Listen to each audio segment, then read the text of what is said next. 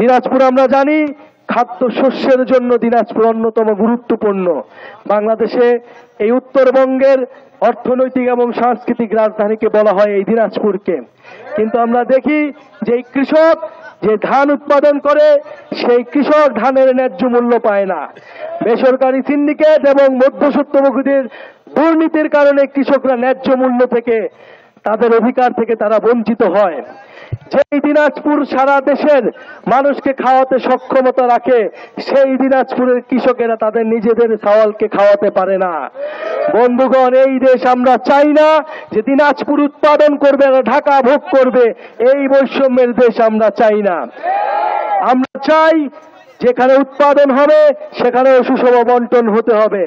অর্থনৈতিক এবং আঞ্চলিক বৈষম্য আমরা বাংলাদেশ থেকে চিরতরে বিতাড়িত করতে চাই। আপনাদের এলাকার সন্তান আব্দুল আহাদ এই দিনাজপুর পার্টিতে জাতীয় নাগরিক পার্টির জন্য কাজ করছে। উনি আপনাদের দিনাজপুরের অনেকগুলা সমস্যার কথা বলেছেন। সিটি কর্পোরেশনের প্রতিশ্রুতি বারবার দেওয়া হলেও তার বাস্তবায়ন হয়নি। এখানকার মেডিকেল সেক্টর, আমরা যে পথযাত্রা করলাম এমন একটা রাস্তা যে রাস্তায় আমাদের বারবার পড়ে যেতে হয়েছে।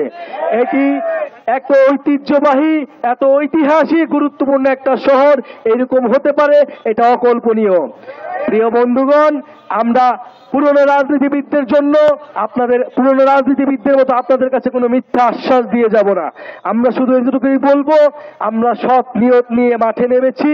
2024-এর গণ অভ্যুত্থানে আমরা ছিলাম।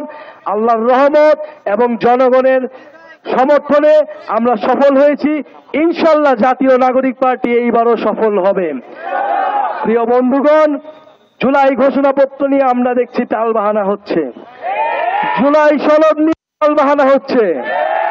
বলা হচ্ছে জুলাই ঘোষণাপত্রে নাকি কোনো সাংবিধানিক ভিত্তি থাকবে না। জুলাই ঘোষণাপত্র অবশ্যই সংবিধানে যুক্ত করতে হবে।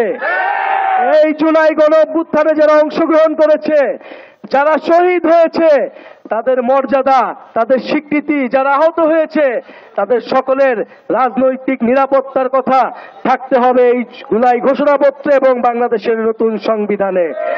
ইনশাআল্লাহ আমরা জাতীয় নাগরিক পার্টি আগামী 3রা আগস্ট শহীদ মিনারে এই জুলাই ঘোষণাপত্র সনদের দাবিতে আবারও গত বছরের মতো আবারও বিশাল জমায়েত হব এবং আমাদের প্রাপ্য আমরা এই অন্তর্বর্তী সরকার থেকে বুঝে নেব। ইনশাআল্লাহ দেখা হবে 3রা আগস্ট শহীদ মিনার। আগামীর বাংলাদেশ তরুণদের হাতেই হবে, জাতীয় নাগরিক পার্টির হাতেই হবে। আসসালামু আলাইকুম। ওয়ালটন এখন দেশের সীমানা পেরিয়ে পৌঁছে গিয়েছে 50টিরও বেশি দেশে। ওয়ালটন, ঘরে ঘরে বিশ্বজুড়ে।